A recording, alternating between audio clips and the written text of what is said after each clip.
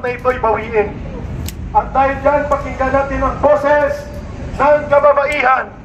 At dahil inuunat lang ni Ka Eric ang kanyang boses, hihiram muna ako ng 10 minuto, papalitan muna ako ni Ma'am Karen, boses ng kababaihan, boses ng mga nanay, upang ang iba pang grupo at organisasyon lumapit na kay Ka Eric at bibigyan kayo ng pagkakataon na magsalita. Ma'am Karen, boses ng nanay at kababayang Pilipino.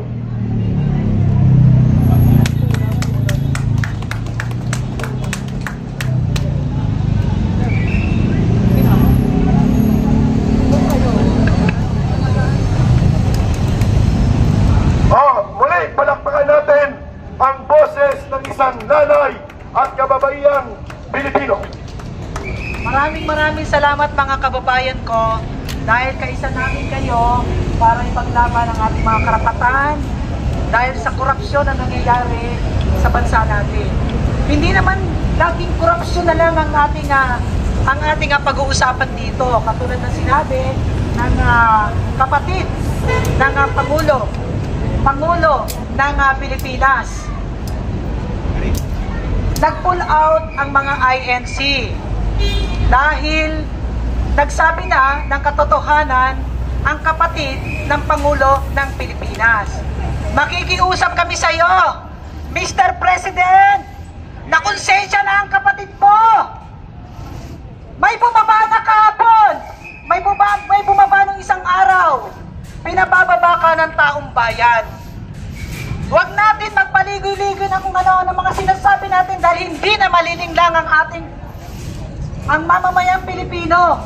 Kaya ang sigaw ng sambayan ng Pilipino, ang tao, ang bayan ay hindi paaapi. Ang tao, ang bayan ay hindi palilinglang. Hanggang kailan natin ipakukulong? 3 taon na akong nagrarally. Kahit isa ngayon, walang nakukulong. Huwag natin lukohin ang sarili natin. Mr. President, ikaw lang ang kasagutan nito para ang lahat ng mga tao na nagpapababa sa iyo at nagmumura sa iyo. Patunayan natin na hindi ka adik. Patunayan natin sinasabi ni Senator Amy na kapatid mo na mismo. Sinasalpa ng kapatid mo ang pamilya ninyo, pero wala kaming pakialam sa personal na pamilya ninyo. Ang karapatan namin, ang korupsyon, mali-malit ang pera. Ang nakikita namin, hindi naman siguro AI ang sinasabi ni Saldico. Sino-sino pa ang nakokonsensya? Sino pa ang nagpakamatay? Sino pa ang iintay mo, Mr. President? Pinapakita na ng kalikasan, pinapakita na ng Panginoong Diyos na hindi lang sambayan ng Pilipino nagpapali sa iyo, pati kalikasan. Nagsasalita ka, wala ka sa isip mo sa pagsasalita mo. Magbenta ka ng 20 pesos na bigas na matagal na natin pinag-uusapan ito. Ipapakulong mo ang mga korupsyon. Napakadali mong dinala sa Hague ang dating Pangulo ng Pilipinas. Napakadali mong ipahuli si Pastor Kibuloy. Napakadali mong kasuhan ng sedisyon ang mga vlogger na naglalabas ng kanilang mga hinahing. Kaya Pangulong Marcos, isa ako sa taxpayer, isa ako sa sumisigaw dito sa karsada. Hanggang kailan ako ganito? Hanggang kailan ganito ang ating mga kasamahan? Naaawa ako sa mga kapulisan, naaawa ako sa mga kabataan. Maraming namamatay, marami na ang nagmumura sa iyo. Ayoko na may nagmumura sa isang Pangulo, pero hindi mo sila masisisi. Ang dollar, sinasabi galing sa flood control. Ngayon, natakpan ng BICAM, natakpan ng lahat ng flood control. Pero hindi mo malilinglang ang sambayanang Pilipino. Kaya nananawagan kami sa inyo. Kayo mga nakaupo dyan sa gobyerno, makonsensya na kayo. Maawa kayo sa anak ninyo at sa apo ninyo. Sa mga nangyayari ngayon, kayo, mag-usap kayo kung ano ang karapatan ng isang sambayan ng Pilipino. Kayo mga niluklok ng mga tao, magkaroon kayo ng utang na loob. Yung pangako ninyo, ibigay ninyo. Pero yung pangako ng bigas, hanggang ngayon, napapako. Eric.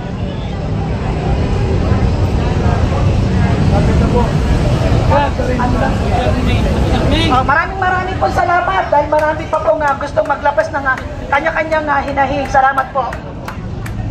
Mga kababayan, pakinggan din po natin mamaya ang boses ng kababayang Muslim mula po sa Mindanao at sa paligid ng Manila. And of course, ang mga tagapagtanggol ng kalikasan.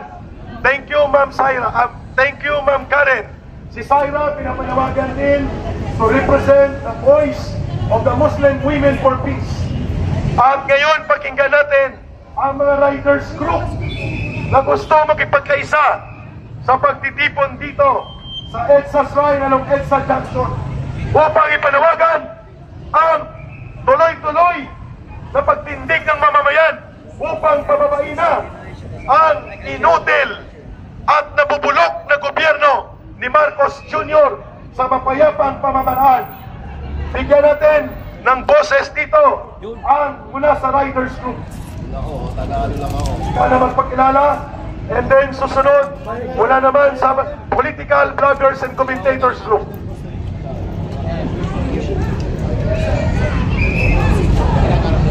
Magandang hapon sa inyong lahat. Maayong hapon sa tanang mga taga Cebu, mga Bisaya. Ako ni ay si Moises Garcia Di Parini. Galing ba po ako ng Cebu? Pangatlong araw ko na ngayon dito. Pasensya na at hindi ako marunong masyadong magtagalog, kaya halo-haloin ko na lang, di ba? Alam ninyo, pumunta talaga ako dito para suportahan yung mga kababayan natin na nananawagan sa administrasyon na bumaba na ngayon din, no? Alam natin kung gaano kahirap ang dinadanas natin sa administrasyong ito. Lalo na kami sa Cebu. Dinaanan kami ng lindol sa bagyo. Marami tayong mga kababayang Cebuano ang namamatay dahil sa korupsyon na yan. Hindi dahil sa baha, kundi dahil sa korupsyon ng flood control. Ilang buwan na silang nag-iimbestiga, wala pa rin na kukulong hanggang ngayon. So sana po, ngayon, pakinggan nila ang mga hinaing ng mga Pilipino. Pakinggan nila ang mga hinaing ng mga Cebuano, lalo na yung mga naapektuhan ng bagyo sa Kalindol. Alam niyo, masakit sa damdamin ang nararamdaman natin kahirapan ngayon. Dati, ang akala natin ay guni-guni lang ang sinasabi nila na adik ng presidente. Pero kagabi lang, narinig natin galing mismo sa kanyang kapatid na isang senador, si Senador Jaime Marcos. Siya na mismo ang nagsabi na adik ang kapatid niya. Ipagpatuloy pa rin ba natin at tiwala natin sa isang adik na presidente? Kaya please, nananawagan kami. Ako, kahit ako lang siguro yata si Cebuano dito, or meron ba? So, daghan na ito? So, manawagan ka sa ato ang Armed Forces of the Philippines o sa PNP na ilang paminahon, pakinggan nila ang ating panawagan na bumaba na ang Presidente. Marcos, resign!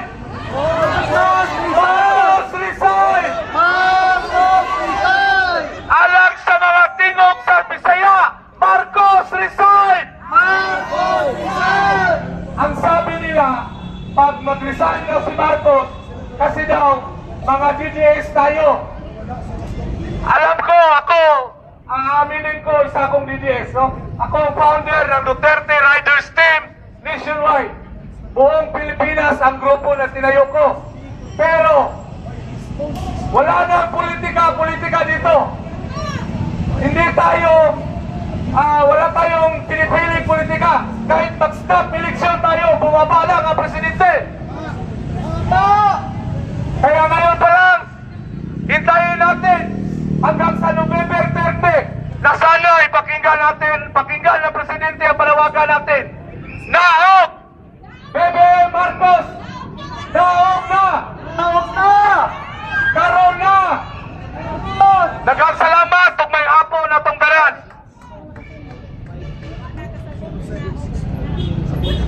Marcos resign! Marcos resign! Marcos resign! Marcos resign! Marcos resign! Marcos resign! Marcos resign! Marcos! Mga Pilipino, pakinggan ninyo ang boses ng sambayanang Pilipino. Kami araw-araw na nandito upang manawagan na bumaba na sa pwesto ang walang utak na Pangulo dahil nalulong sa droga at drug addict.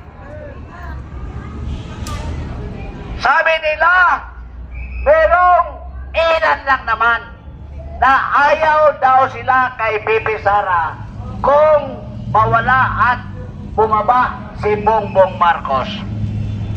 Kung ayaw ninyo kay Bibi Sara, di huwag, kasi kami po ay sumang-ayon sa konstitusyon. Sa ginawa ng taong bayan na yun ang susundin. Kung ayaw ninyong sumunod sa konstitusyon, mga barbarian kayo.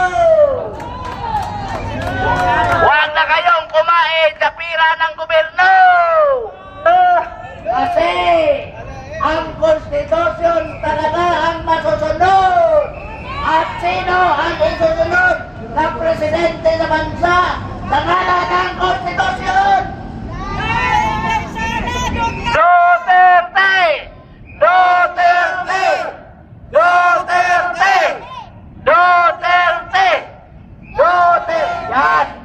Si Duterte ayon sa nalatan sa ating konstitusyon.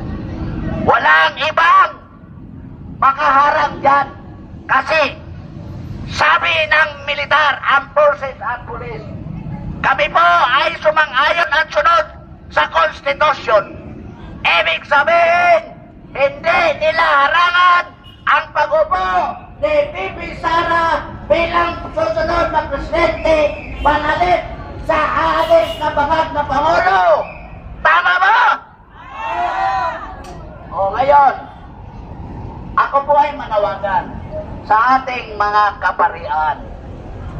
Kayo po ay sinusunod namin ayon sa inyong moral na pagtuturo sa amin. Sabi ninyo, bawal ang gamot, bawal ang droga, dahil makakasira sa inyong katawan, sa utak at sa pamilya. Sabi ninyo, pinangaralan ninyo kami na ayaw magkurakot dahil kasalanan ng Panginoon. Thou shall not steal. Nasa 10 utos yan ng ating, ano yung tawag natin, God's commandment. Diba? So ngayon, ang presidente ay nagnakaw. Ibig sabihin, nagkasala siya sa ating Panginoon. Ayun, kung nagkasala ang presidente dahil dinakaw niya ang pira ng taong bayan, sisigaw na kayo na BBM resign! Marcos resign! Marcos resign! Marcos resign! Marcos resign! Yun ang pangaral niyo sa amin na ang kawatan magnanakaw ay isang thou shall not steal ay isang supak. Ano supak sa Tagalog? Ha? Paglabag sa utos ng Panginoon. Dili paglubag lubag. Labag. Oh. So ngayon, let us not bend the law of the church that has been taught to us by God, that thou shalt not steal is a crime against God.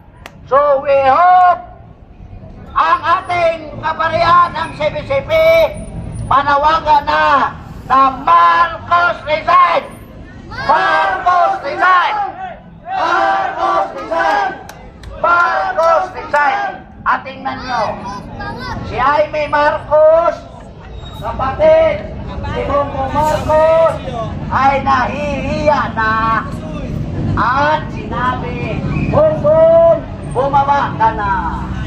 Saan, ading? Bumaba ka na. Kasi, pinahiya ko na ang angkan natin. At tatay natin, magnanakaw.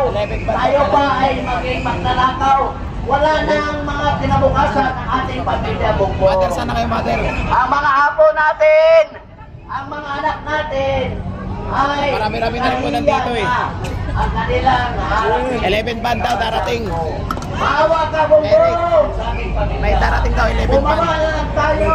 Dahil ikaw ay adik, ang pamilya mo ay Dahil sa adik. Awan Bangsa. You are consuming 29 grams a day per person, per family. Isa si Sandro, si Simon, si Elsa, si Lisa. Mga kababayan, wala na po sa tagawa ng dahil sira na talaga ang pamilya. Sabi ni Jaime, mababa ka na dahil nahiya na kami. Sabi naman ni Jaime Romualdez, pinahiya mo ang kapilitong Romualdez, Takot siya. magnanakaw. Ikaw ang magnanakaw, nanasnakaw, ibigay mo kay Bongbong Marcos. Sabi yan ni Sandro, sabi nga ni Sandy ko, sabi nila, ni Sandy ko, bilyon-bilyon pera sa Malinta, binigay ko kay Martin at binigay niya kay Bongbong Marcos. So ngayon, marami na tayong resibo. Tayo ngayon mga kababayan. At saka, Marcos, Sa ano ni Kyrie. hindi ka na makapag-lead sa bansang Pilipinas dahil mangat ka. Hindi na namin alam, kami mga Pilipino, kung saan mo kami dadalhin. Dadalhin mo kami sa magluluka, dadalhin mo kami sa pagnanakaw. Ano yun? Buwang ka na na, buwang ka na. Baliw ka na. Huwag mo kami idamay sa pagkabalik mo. At ito ang ating presidente at aliw, unable to lead us to where we want him. Sana dito magandang, sana magandang bukasan, hindi na niya na magawa. Dahil isa na siyang adik, isa na siyang baliw, wala na siyang utak. Dapat na siyang bumaba because nakasaad yan sa konstitusyon na ang presidente na wala na sa tinuan, baliw na adik, yan ay bumaba na. Dahil you are a national security threat. You are a national security threat. Matagal ko na lang sinasabi, di ba mga vlogger? Last year pa, nung kinasan natin ang Marcos Alistian doon sa anong hotel yun? Aberdeen Hotel. Aberdeen, August yun, last year. Sabi ko, si Bongbong, pag sinabi niya ngayon, oo, bukas, sasabihin niya, hindi. Kaya pala, nung sinabi niyang, hindi namin arestuhin at idala sa ICC si Digong, si Duterte. Pero pagkasunod, arestuhin, may warrant of arrest na kami. Bangag siya. Yun ang concrete example of a person who has no state of mind. Bangag! Kaya nga, ayaw na namin sa'yo. Dahil dinala mo na kami sa impierno. Ayaw namin sumama sa'yo.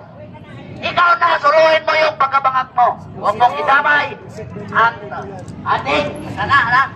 Hindi na ka namin tawagin na. Ayatin kita, ading. Palayasin kita, ading. Uli na kayo niya. Saan ako eh? Baway! Baway! Sa Ilocos, tanggalin mo na natin para ulungoy pagkatapos. Oo, ito ang challenge ko sa pamilyang Marcos, pamilyang Romualdez, pamilyang Aranita. Palayasin na ninyo si Bongbong Marcos at anak ninyo dahil kakaya siya sa pamilya nyo. Maya kayo sa Pilipino! Pamilyang Marcos, pamilyang Romualdez, pamilyang Aranita, maya kayo sa mga Pilipino! At kung bumaba si Bongbong Marcos dahil sa kabanagan, kanigan, kapangasawan, sinong ipalit natin? Merlin Perez, Miguel Absalom, Merlin Perez. Shout out. Duterte! Duterte! Duterte! Duterte! Duterte! Sapagkat yan po ang constitutionally mandated successor of NDIS, the President resign or die. Gusto ba ninyo mamatay? Yung hindi naman mamataba, magising. Dahil ngayon, si Bongbong, doble na daw ang 29 guards na initin. So sana po, hindi na siya magising bukas at libre na ang Pilipinas. Malaya na ang Pilipinas!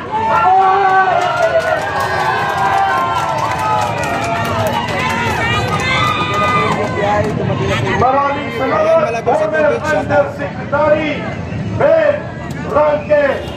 Mga kababayan, iparinig natin sa buong mundo at sa buong Pilipinas ang panawagang Marcos resign, aristuhin, ikulong. Marcos resign, aristuhin, ikulong.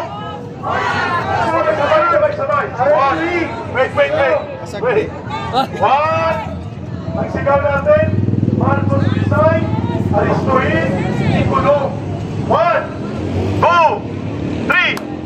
Marcos resign, aristuhin, ikulong. Marcos resign, aristuhin, ikulong. Marcos resign, aristuhin, ikulong. Marcos resign, aristuhin, ikulong. Sa mga mamang pulis, pahiram ng inyong pusas. Kami na po ang magpupusas kay Marcos. Pwede ba? Mamang pulis, kami na magpusas kay Marcos para hindi naman kayo mahiya. Kami na ang aresto kay Marcos. Pwede ba? Ulit. Marcos resign, aristuhin, ikulong. Marcos resign, aristuhin, ikulong. Sabay. Marcos resign para sa Selda 13. Number 13 ang Selda ni Marcos, ha? Hinahanda na ngayon yun. Sila ni Romualdez. Marcos resign sa Selda 13 ka. Okay, ready, go. Marcos resign sa Selda 13 ka. Marcos resign sa Selda 13 ka. Marcos resign sa Selda 13 ka. Marcos resign sa Selda 13 ka. Tawagin muna natin bago ang isang abogado na tagapagtanggol ng boses ng mamamayan, boses muna ng mga political bloggers and commentators. Pakinggan natin ang reaksyon nila sa bombshell expose ni Manang Amy Marcos at ang expose ni Saldico na hindi lang pala magnanakaw, adiktos pa. Salamat ka, Eric. Mga kababayan, papayag ba tayo na ang presidente ay isang drug-addict? Hindi! Sa pamilya nyo, papayag ba kayo na may drug-addict? Hindi! Ano ang dapat ginagawa sa mga addict? Ikulong! Itukang! Di ba pwede tukan? Doon pa lang ni Tatay Digong, buti hindi siya natuluyan. Alam nyo, mga kababayan, ngayong nagsalita na. Ito si Senator Amy Marcos. Nananawagan ho ako sa ating AFP kung ano ang inyong magiging hakbang. hindi ho tayo pwedeng pamunuan ng isang adiktos, pinidiktos na presidente. Sabi nga po, walang karapatang mamuno ang isang adik. Mahirap po dahil ang pag-iisip niyan ay hindi ho natin kontrolado. Maaari ho mas mapahamak ang bansa natin, mapahamak ang mga Pilipino dahil sa kanyang mali-maling desisyon. Grabe ho yan, 4 na beses isang araw tumitira ng muming. 4 na beses. Hinahati-hati pa. Wow, grabe, big time, ang lupit. Ang sarap. Habang yung mga kababayang Pilipino hirap na hirap magbayad ng buwis. Ang mga kababayang Pilipino binabaha, kayo nagpa-party-party lang. Ay, labor pa. Grape sa umaga, orange sa tanghali, at kainito sa hapon, at sa gabi ang swate dahil tuloy-tuloy ang party. Flavored cocaine daw, sabi ni Manang Amy. Grabe mga kababayan. Hindi lang yung may nakalimutan. Na Eric may marijuana pa. Ganon katindi mga kababayan. Kaya ho sa lahat po na nakakapanood ng video natin ngayon, alam nyo na meron tayong isang drug addict na presidente. Halina ho kayo dito sa Elsas Rai. 1 taon na ho kami rito, sa totoo lang. 1 taon na kaming nananawagan sa inyo. At ngayon ay buuna ang mga pruweba natin. Nagsalita na ang ating mahal na senadora. Ano pang hinihintay nyo mga kababayan? Si Bilimak. Direct. Hindi ka na kailangan ng sambayan ng Pilipino. Hindi ka may babaya. Isunod mo si Bilimak, ayun nakasombrero. Ayun kausap ni Ma'am Hindi kami babaya na masira ang kinabukasan ng mga kabataan. Yan, yung bubaba. Yan. Sa warotras ng Pangulong Duterte, paborito nyo pala ang droga. Napakahirap po yan mga kababayan. Magaling niya magsalita. Hindi mga kababayan ko, hinahapili namin sa inyo na tayo pa rin ang magdidesisyon. Lumabas kayo. Tulitin ko, 1 taon na kami rito. Naghihintay kami sa inyo. Palayasin natin, pag-resignin natin ang ating na presidente. May nagbigay sa akin. So ito lang po natin, i-start natin yung boses natin. Mamaya, maraming salamat po sa inyo. Muli babalik ko ang mikropono kay Eric. Magandang hapon po. Maraming salamat sa ating political vlogger, commentator sa kanyang mga pananaw. Ang grupo ng UPI ay nandiyan na rin po at mag-join dito. At ganun din ang grupo ng Marcos Alis Now at Marcos Resign. Marami na po tayo, pati ang bangon sambayanan. Bago po si Brother Belima, tawagin muna natin ang boses ng abogado, tagapagtanggol para sa bayan. Ano po ang legal na bakayan kung bakit makatarungan at dapat mag-resign si Marcos. At ito ay hindi mali at hindi lapaglabag sa batas na panawagan. Tawagin natin si Atty. Garing. Hindi po niya paryente sa David Garing.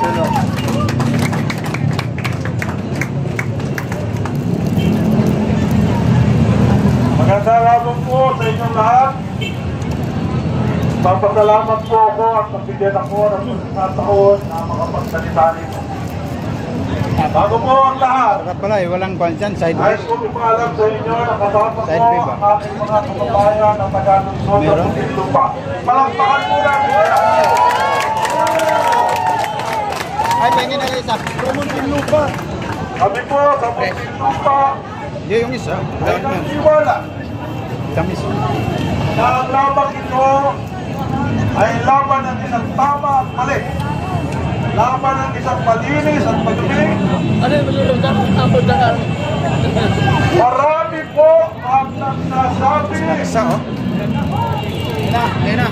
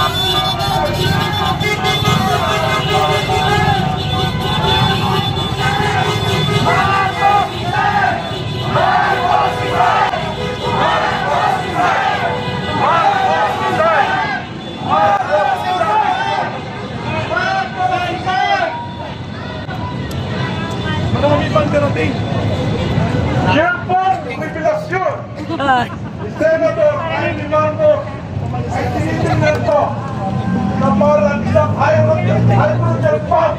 Talaga po, sobrang pasabog. Pero tingnan po natin sa ligas. Meron po sa resipyo noon declaration against interest. At dahil Senator Amy Marcos ay nakakatagdag kapatid ni Bongbong Marcos, meron siyang interest na pangalagaan ang kanilang pangalan, ang kanilang reputasyon, ang kanilang background, at ang kanilang kalusugan. Kaya bilang nakakatandang kapatid, yung sinabi niya na ang kanyang kapatid ay nilong sa droga, ang tawag po natin doon sa Rinitalo ay declaration against interest. Yung dyan ay maaaring maging ebidensya laban sa kanya. So nagkandyan po ang sinasabi ko. Dito po, sa pangyayaring ito, tayo mga kaibigan ay nakikita na tanaw na natin ang tagumpay at tayo ay hindi dapat tumingil.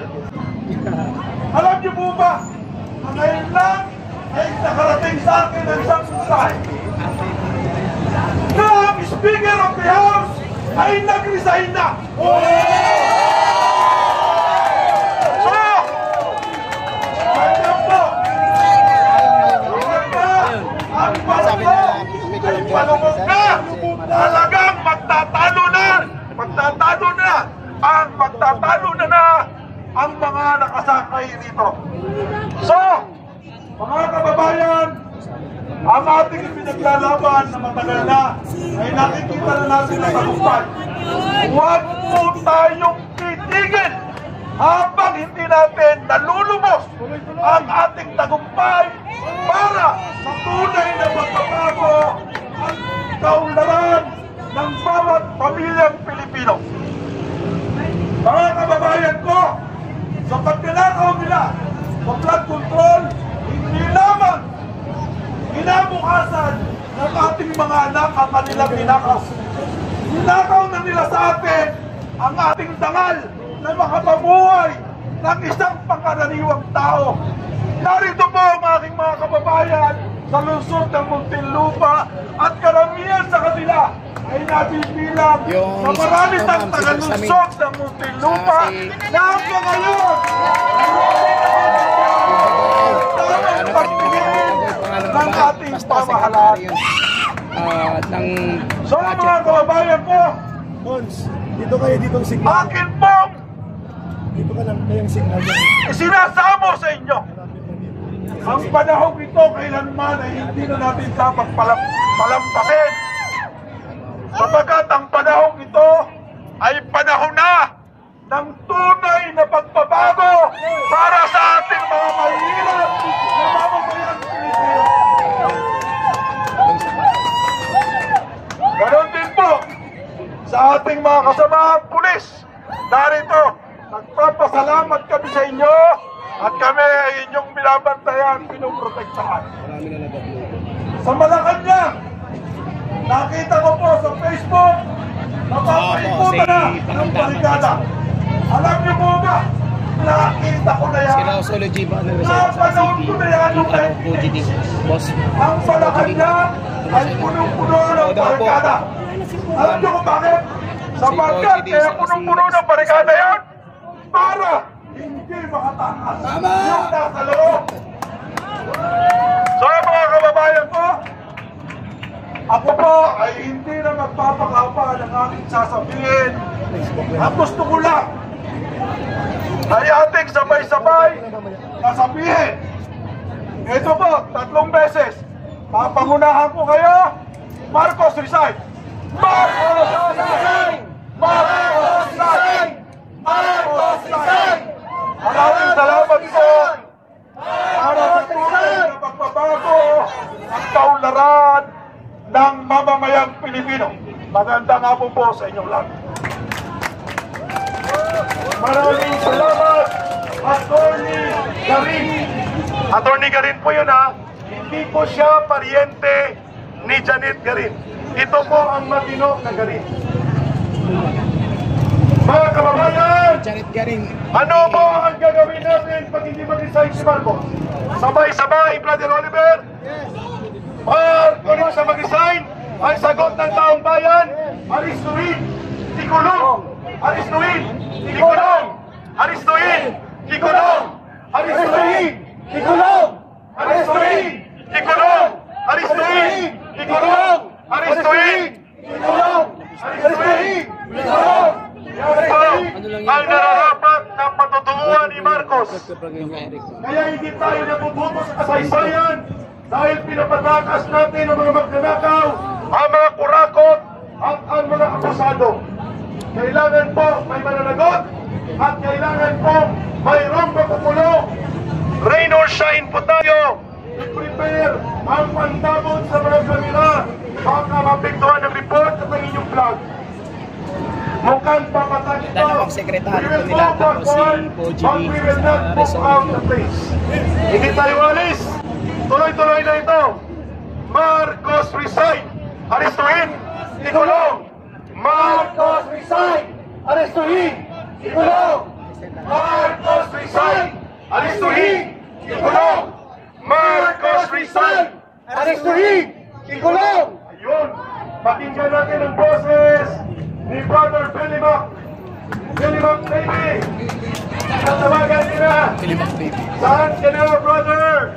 Nauna na.